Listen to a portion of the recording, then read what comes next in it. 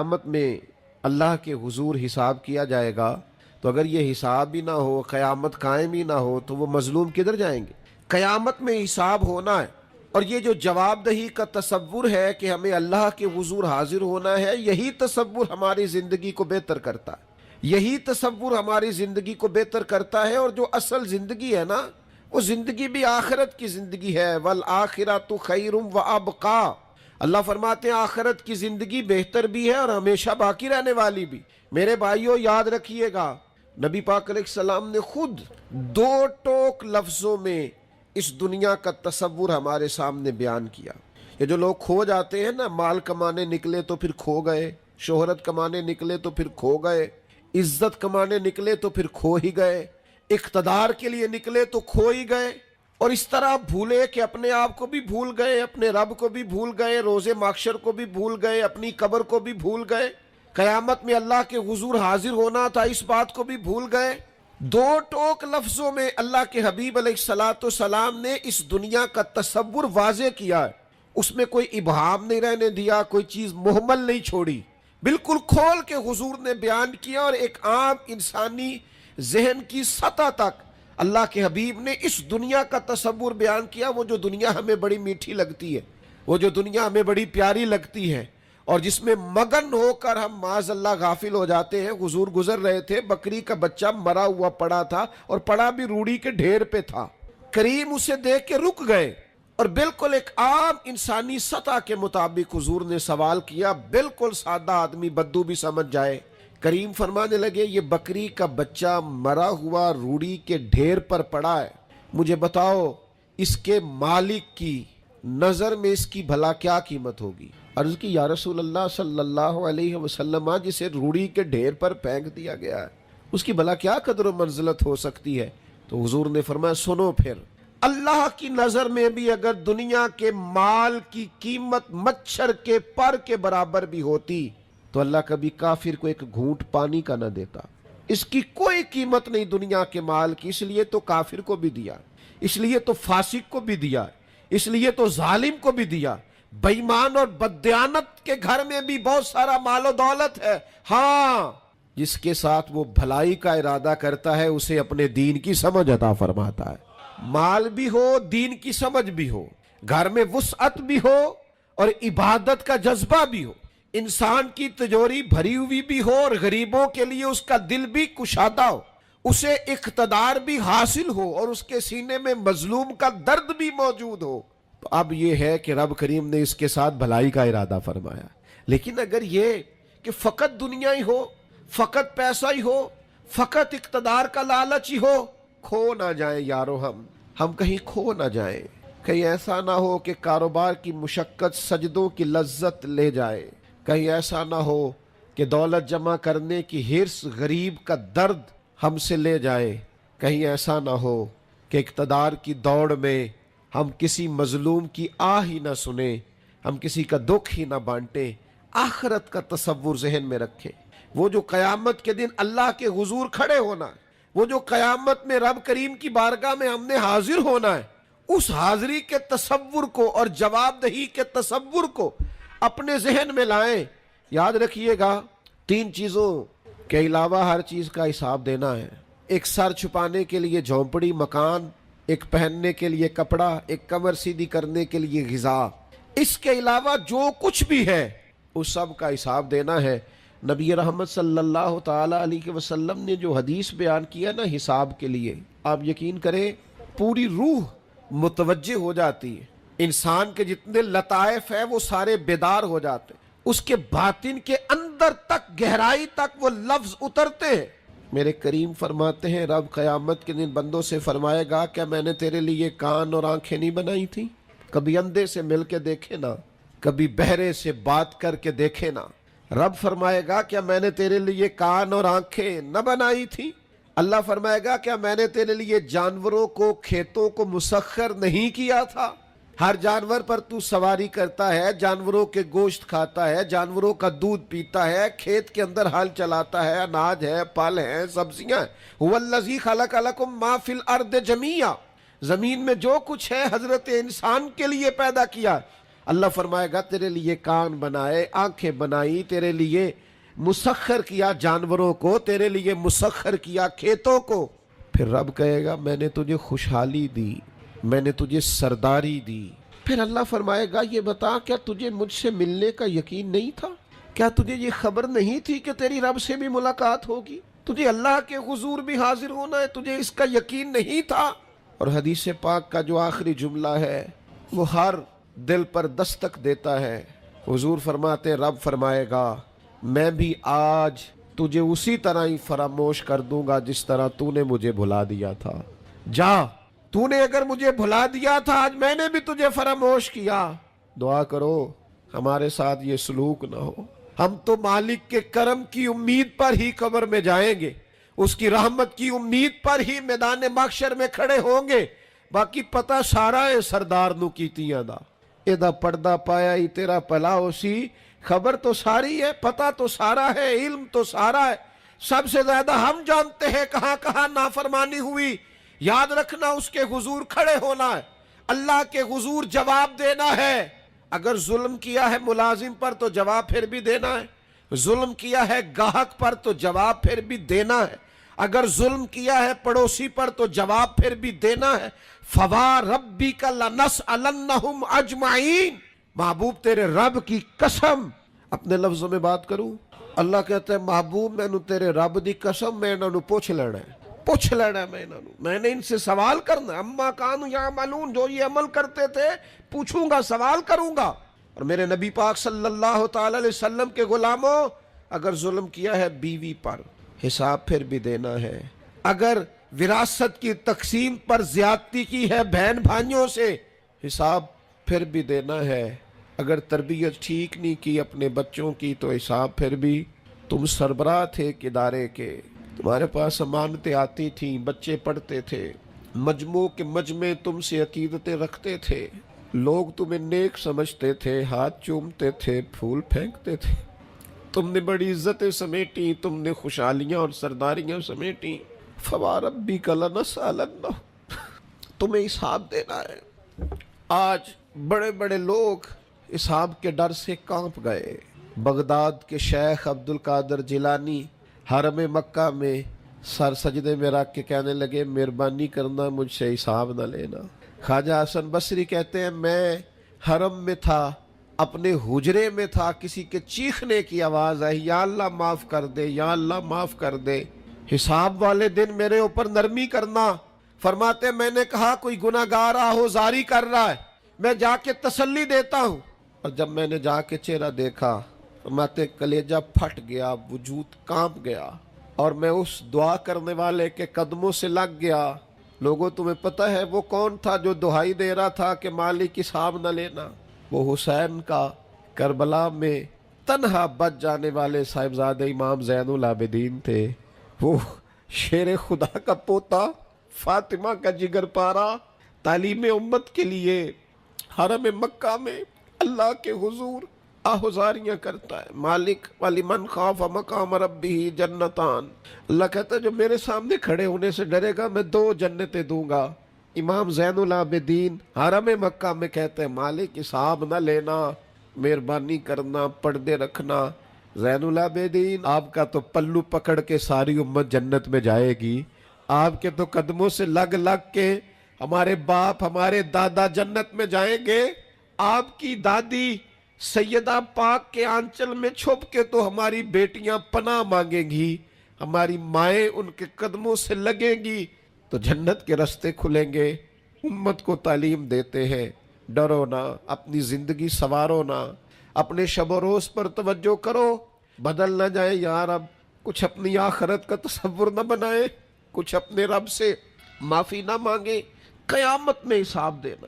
وہ کہتا ہے تمہیں سامنے، اور نبی پاک علیہ الصلوۃ والسلام کی احادیث، آثار اور ساری چیزیں سامنے رکھ کے علماء نے ایک نتیجہ نکالا ہے، فرمایا قیامت کے دن سب سے پہلا حساب علماء کا ہوگا، جنہوں نے عزتیں زیادہ سمیٹی ہیں نا۔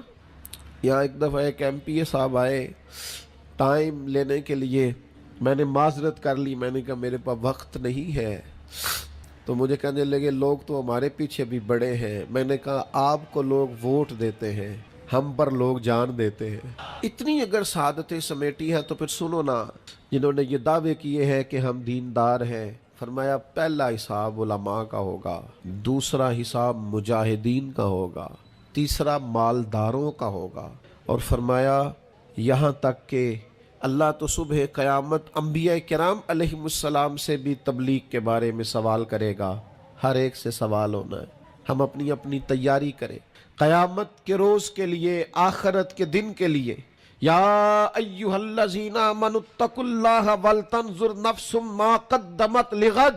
اے ایمان والو، اللہ سے ڈرو اور ہر نفس یہ سوچے کہ میں نے آخرت کے لیے آگے کیا بھیجا ہے. آؤ آج اپنے اپنے اعمال کا جائزہ لیں. ہمارے لیے آج شام کھانے میں کیا ہے یہ سب کو پتا ہے. اس ماہ میرے گھر میں کیا آمدن ہے، کیا خرچ ہے، یہ سب کو پتا ہے. لیکن رب کہتا ہے وَلْتَنْظُرْ نَفْسٌ مَا قَدَّمَتْ لِغَدٍ. یہ بھی دیکھ تو نے اپنی قبر کے لیے آگے کیا بھیجا ہے، آخرت کے لیے آگے کیا بھیجا ہے. یہ دیکھ قیامت والے دن کے لیے تیرے پاس سرمایہ کیا ہے. وہاں جب اللہ کے حضور حاضر ہونا ہے تیرے پاس پیش کرنے کو کیا ہے. جناب صدیق کے پاس پیش کرنے کو وفا ہے، امت کی خدمت گزاری ہے جناب عمر کے پاس، جناب عثمان غنی کے پاس سخاوت ہے، مولا علی نے ہر میدان میں تلوار چلا کے اسلام کا جھنڈا بلند کیا ہے، حسین ابن علی نے سر دے کر اللہ کے حضور نظر پیش کی ہے. میں بھی سوچوں نا یار، آپ بھی سوچے نا، نعمتوں کی بہتات کتنی. ہماری بھری ہوئی تجوریاں، ہمارے آنگن میں کھیلتی ہماری اولادیں، ہمارے ارد گرد ہمارے دوستوں کی لائنیں، ہمارے دسترخوان پر بچھی ہوئی نعمتیں، ہمارا تندرست وجود، ہماری بولتی زبان، ہماری دیکھتی آنکھیں، ہمارے سنتے کان، ہماری سانس لیتی روح. اس سارے وجود سے ہم نے کیا اکٹھا کر کے اپنی آخرت کے لیے بھیجا ہے. صبح قیامت کے لیے ہم نے سامان کیا کیا ہے. اللہ کے حضور جب ہمیں جواب دینا ہے تو ہمارے دامن میں کیا ہے، کیا پیش کرنا ہے. آج اپنے دل سے، اپنی روح سے یہ سوال ہمیں ضرور کرنا ہے، اور ایک بار نہیں 100 بار کرنا ہے، اور بار بار کرنا ہے. نبی پاک صلی اللہ تعالی علیہ وسلم نے ارشاد فرمایا ہے، حضور فرماتے 5 سوال پوچھے گا رب قیامت کے دن، اور جب تک تم ان سوالوں کے جواب نہیں دو گے تمہیں ہلنے نہیں دیا جائے گا. ایک یہ پوچھا جائے گا عمر کہاں گزری، سارا وقت ضائع ہو گیا موبائل پہ، سارا ٹائم ضائع ہو گیا خوش گپیوں میں، شغل میلہ، آنا جانا، عمر ساری قیمتی وقت ضائع کر دیا. اور پھر ایک سوال اسی سوال سے متعلقہ دوسرا ہوگا جوانی کہاں گزاری، وہ ساری کھیل کود میں گزر گئی، لہو و لعب میں گزر گئی، گیموں میں گزر گئی. یہ سوال ہوگا. اور تیسرا سوال رب پوچھے گا بتاؤ نا مال کہاں سے کمایا، ذرائع آمدن بتاؤ. دنیا میں تو تم نے دھول جھونک لی، جہاں دھونکنی تھی یہاں بتاؤ کہاں سے کمایا، اور کما کر بھی تم مالک نہیں ہوئے. چوتھا سوال یہ پوچھا جائے گا بتاؤ مال خرچ کہاں کیا. اور میرے نبی پاک فرماتے ہیں 5واں سوال یہ ہوگا یہ بتاؤ اپنے علم پر عمل کتنا کیا. لیکچر دینا آسان ہے، تقریر کرنا آسان ہے، واعظ کرنا آسان ہے، سمجھانا آسان ہے، فیس بک پر اچھی نصیحت لکھ دینا آسان ہے، روز صبح واٹس ایپ پہ سب کو بہترین نصیحتیں بھیجنا آسان ہے. لیکن قیامت کے سوالوں میں سے ایک معتبر سوال ہے، بخاری میں موجود ہے. 5 سوالوں میں سے آخری سوال یہ ہے کہ جو تم جانتے تھے، جس کا تمہیں علم تھا، جو تم نے سیکھا تھا، جو تم نے پڑھا تھا، اس پر تمہارا عمل کتنا تھا. کس کو نہیں پتا نماز فرض ہے، کس کو نہیں پتا والدین کی خدمت کرنا ضروری ہے، حلال حرام کی تمیز سے کون آگاہ نہیں ہے، کون نہیں جانتا کہ میرا رویہ تلخ ہے، لوگوں کو تکلیف دیتا ہے، کون نہیں سمجھتا کہ میری فلاں فلاں چیز کی وجہ سے فلاں فلاں لوگ تڑپتے ہیں، سسکتے ہیں، روتے ہیں. بہت ساروں کو پتا ہے کہ میری بیوی، میرے بچے، یہ کچھ عورتوں کو پتا ہے میرا شوہر، میرے خاندان والے میری وجہ سے تکلیف میں، بہت سو کو پتا ہے میری وجہ سے میرے پڑوسی تکلیف میں، بہت سو کو پتا ہے میری وجہ سے میرے ملازم تکلیف میں ہیں. تم سے پوچھا جائے گا اپنے علم پر کتنا عمل کیا. وہ جو تم جانتے تھے، جتنا تمہیں شعور تھا. آج پوری امت مسلمہ میں کیا ہو رہا ہے؟ تقریریں، واعظ و نصیحت، فقط واعظ و نصیحت. اقبال کہتے ہیں مسجد تو بنا دی شب بھر میں، ایمان کی حرارت والوں نے اور یہ دیکھنا کیا کہتے ہیں من اپنا پرانا پاپی تھا، برسوں میں نمازی بن نہ سکا۔ اور اقبال بڑا اپدیشک ہے، من باتوں میں موہ لیتا ہے، بڑی سونی باتیں کرنی آتی ہے ہمیں۔ اقبال بڑا اپدیشک ہے، یہ من باتوں میں موہ لیتا ہے پر گفتار کا قاضی ہے یہ بنا، کردار کا غازی بن نہ سکا۔ گفتار کا قاضی غازی بننا آسان ہے لیکن اپنے عمل میں نکھار لانا، ہاں سب سے پہلے دو چیزوں کا حساب ہونا قیامت میں، یاد رکھیے گا۔ اعمال میں سب سے پہلے نماز کا حساب ہوگا۔ حضور نے فرمایا کافر اور مومن کے بیچ فرق ہی نماز کا ہے۔ اور حقوق العباد میں سب سے پہلے قتل کا حساب ہو، یہ دو حساب سب سے پہلے ہو۔ اور کچھ لوگ ایسے بھی ہوں گے جن کا حساب آسان ہوگا۔ نبی پاک علیہ السلام نے وہ 3 لوگ بھی بتائے ہیں جن سے میرا مالک آسان حساب لے گا۔ یا رسول اللہ کون کون سے؟ حضور نے فرمایا جس سے لوگ توڑتے تھے پر وہ جوڑتا تھا، رب آسان حساب لے گا۔ اور کریم فرماتے ہیں یہ آپ نے بھولنے نہیں، یہ لب لباب ہے ساری گفتگو کا، یاد رکھ۔ فرمایا جو تجھے محروم کرے اسے عطا کر، جو تجھ سے توڑے تو اس سے جوڑ، اور جو تجھ سے زیادتی کرے تو اسے معاف کر دے، اللہ قیامت میں تجھ سے آسان حساب لے گا۔ اللہ تیرے لیے قیامت میں آسانی پیدا کر دے گا۔ میرے بھائیوں ایک اور بندہ بھی ہے جس سے قیامت میں بڑا آسان حساب ہو۔ کریم محبوب علیہ السلام نے فرمایا جس کے سینے میں حسد نہیں نہ ہوتا، جس کے دل میں بغض نہیں ہوتا، جس کے دل میں کینہ نہیں ہوتا، سانو تخت ہزارے دی لوڑ کی ہے، وہ اسی کسے دے کچھ بھی نہیں لگ دے نہ کوئی ساڈا دردی۔ وہ جو سینہ بالکل جن کا سینہ بے کینہ ہوتا ہے نا، کشادہ دل، سب کے لیے پیار، سب کے لیے محبت، سب کے لیے وارفتگی، ہر ایک سارے سمجھتے ہیں مجھ سے ہی پیار زیادہ ہے، سینہ کشادہ ہے، دل بڑا ہے۔ فرمایا جن کے سینے کشادہ ہوں گے، بغض سے، عداوت سے، حسد سے، کینے سے پاک ہوں گے، اللہ قیامت میں آسان حساب لے گا۔ اچھا میرا وجدان کہتا ہے کہ میرے نبی پاک کے پاک لفظوں کا معنی یہ ہے قیامت میں رب ان سے فرمائے گا جاؤ میں نے تمہیں معاف کیا۔ جن کے سینے صاف ہوں گے، دل صاف ہوں گے، پاک ہوئے تے پاک ہی مل ڈائی، بنا پاکوں پاک نہیں ملدا۔ سارے وجود نو دھون دے نالوں اکو دھولا ٹکڑا دل دا، دل ہو صاف، دل ہو کشادہ، 14 طبق دلے دے اندر اساں تمبو وانگو تانے ہوں۔ یہ تمبو دیکھ رہے ہو نا، چھاؤں دے رہا ہے نا، جل رہا ہے نا، درویش کہتے ہیں 14 طبق میرے دلے دے اندر تے میں تمبو وانگو تانے ہوں، دل دریا سمندروں ڈونگے۔ تے کون دلاں دیاں جانے ہوں اساں کیتی ہے جان حوالے رب دے، ایسا عشق کمایا ہے مرن تو پہلو ہی مر گیا باہو، تاں مطلب نو پایا ہے، چھوڑ دیے جائیں سارے کینے۔ جب قیامت میں اللہ کے حضور حاضری کا ڈر ہو نا تو پھر نہ بندہ بددیانت نہیں ہوتا، بے ایمان نہیں ہوتا۔ لاکھوں کروڑوں اربوں بھی آئیں تو کبھی بھی اس کی رال نہیں ٹپکتی، کبھی بھی اس کا دل للچاتا نہیں۔ اور اگر لوگ بددیانت ہو جائیں تے چوری ککھ دیوی تے چوری لاکھ دیوی، پھر لوگ 1 روپیہ بھی نہیں چھوڑتے، پھر ذرا ذرا سی بات پہ بددیانت ہوتے ہیں۔ صحیح بخاری مسلم میں حدیث ہے، نبی پاک علیہ السلام فرماتے ایک شخص نے زمین بیچی، دوسرے نے خرید لی، جب وہ خریدنے والے نے اسے کھودا تو اندر سے خزانہ نکل آیا۔ مجھے بتاؤ خزانہ نکلے تو لوگ چھپاتے نہیں پھرتے، لوگ تہ کے اندر نہیں لے کے جاتے، وہ خزانہ نکل آیا۔ اس نے کیا کیا، وہ لے کے اس شخص کے پاس چلا گیا جس سے اس نے زمین خریدی تھی، کہنے لگا یار تیری زمین سے خزانہ نکل آیا، میں نے زمین خریدی تھی، خزانہ تو نہیں نہ خریدا تھا۔ یہ ذرا دیانت کا عروج دیکھو، تقوی کا نور دیکھو، یہ دیکھو باطن کیسے تھے لوگوں کے، اربوں کروڑوں روپیہ یہ حضور بیان فرما رہے ہیں، بخاری مسلم میں موجود ہے۔ کریم فرماتے ہیں اس شخص نے جا کے کہا بھئی میں نے زمین خریدی تھی، خزانہ نہیں خریدا تھا، لہذا یہ تیرا ہے۔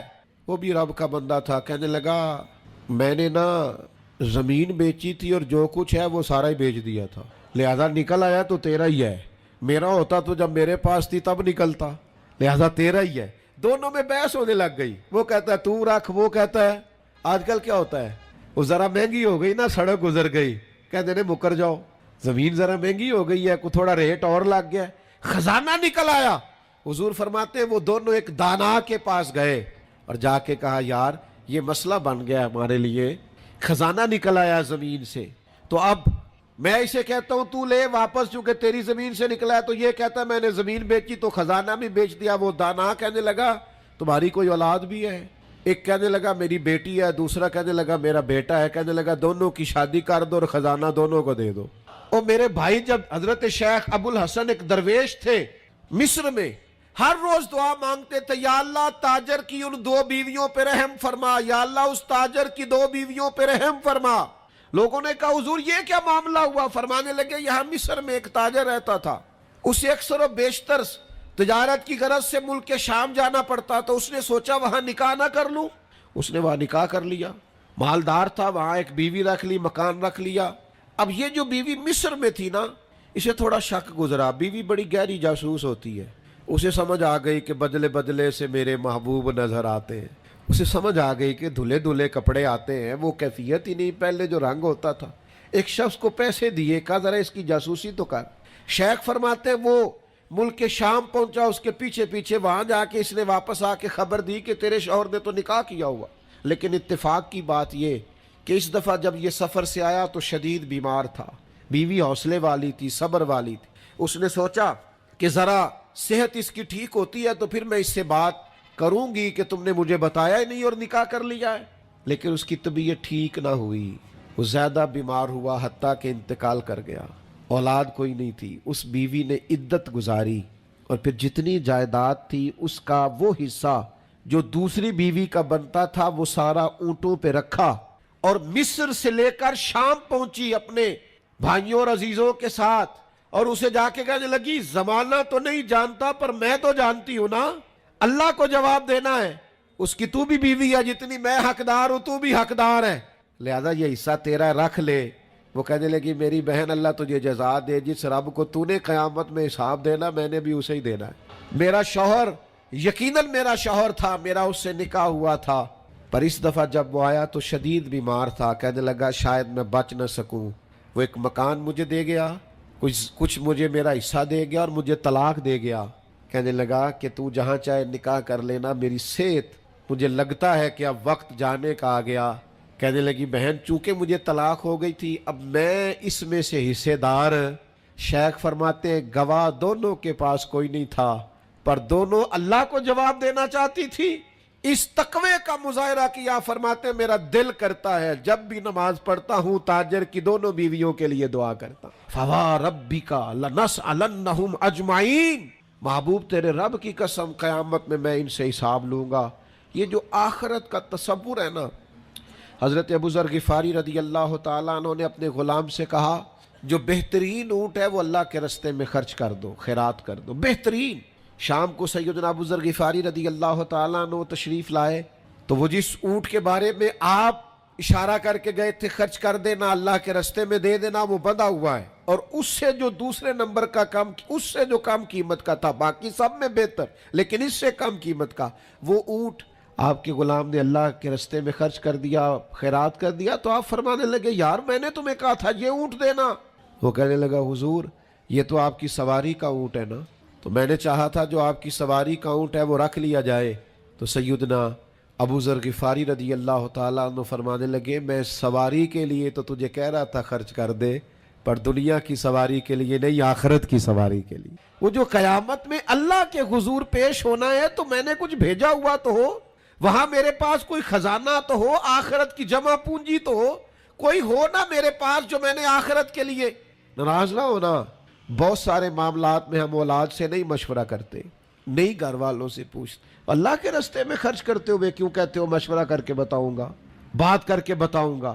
جب اپنے دنیاوی بہت سارے معاملات میں آزاد ہوتے ہو تو اپنی آخرت کا ذخیرہ جمع کرنے کے لیے کیوں ہم آزادی کے ساتھ فیصلہ کیوں نہیں کرتے؟ نبی رحمت نور مجسم شفیع معظم صلی اللہ تعالی علیہ وآلہ وسلم گھر میں تشریف لائے، حضور نے پوچھا کیا ہے کھانے کے لیے؟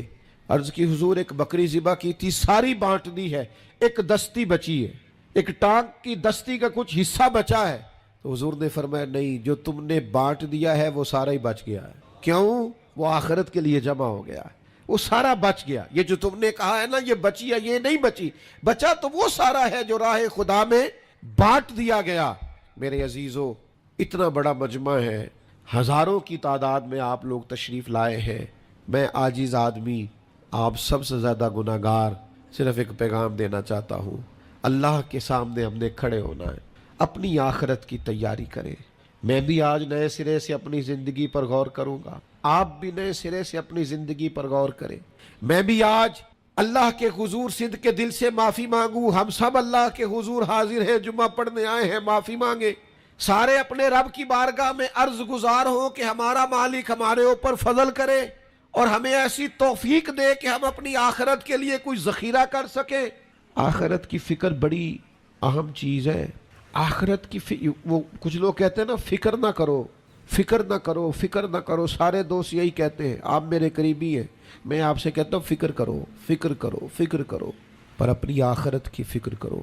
2-2.5 سال ظاہری طور پر عمر کم تھی حضرت صدیق اکبر کی نبی پاک سے، لیکن ایک دن حضرت صدیق اکبر نے عرض کی، یا رسول اللہ صلی اللہ تعالی علیہ وسلم، میں دیکھ رہا ہوں آپ پر تو بڑھاپا آ گیا ہے، بال مبارک سفید ہو رہے ہیں۔ تو حضور فرمانے لگے، سورہ ہود، سورہ واقعہ، سورہ مرسلات، فرمائے اس طرح کی صورتوں نے مجھے بوڑھا کر دیا۔ کیوں؟ ان میں قیامت کا ذکر ہے، ان میں آخرت کا ذکر ہے، اللہ کے حضور حاضری کا ذکر۔ ان صورتوں نے، ان کی فکر نے، حضور فرماتے ہیں، یہ ترمذی شریف میں موجود ہے، مجھے بوڑھا کر دیا ہے۔ ہم بھی بوڑھے ہو گئے ہیں پر اولاد کی فکر میں، ہم بھی بوڑھے ہو گئے ہیں مال کی فکر میں۔ ہمیں بھی کچھ تھوڑی فکر کرنی چاہیے آخرت کی۔ آج سے تیاری شروع کریں، ابھی سے اپنی آخرت کے لیے غور و فکر شروع کریں۔ ایک بات عرض کر، آخرت کی فکر ہونا تو پھر بندہ بندوں کے معاملے میں بھی محتاط ہوتا ہے، بلا وجہ الزام نہیں لگاتا، بلا وجہ بدنام نہیں کرتا۔ میں نے آج آپ کی خدمت میں اس جمعے میں ایک خاص اپنے دل کا درد رکھنا ہے، کسی کے بارے میں بھی پروپیگنڈا چھوڑ دیں، کسی شخص کے بارے میں بھی غلط بات کرنی چھوڑ دیں۔ پڑوسی، دوست، احباب، محلے دار، جس کے بارے میں حقائق کا نہیں پتا، اس کے بارے میں ہمیں اللہ کے حضور حاضر ہونا ہے، جواب دینا ہے۔ کوئی بھی کسی بھی کی عزت پر ہاتھ ڈالنا چھوڑ دے۔ اسلام میں چور کی سزا ہاتھ کاٹنا ہے، لیکن اسلام پہلے غور کرتا ہے چوری کیوں کی، اسباب کیا بنے۔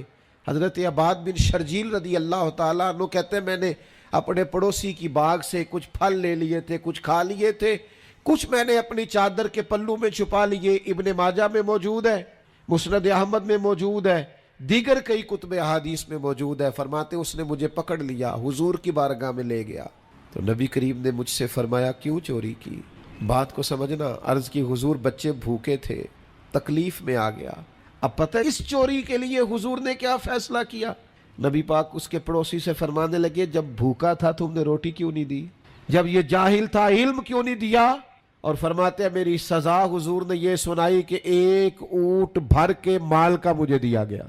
دوستو، الزام تو لگا دیتے ہو کہ فلاں غریب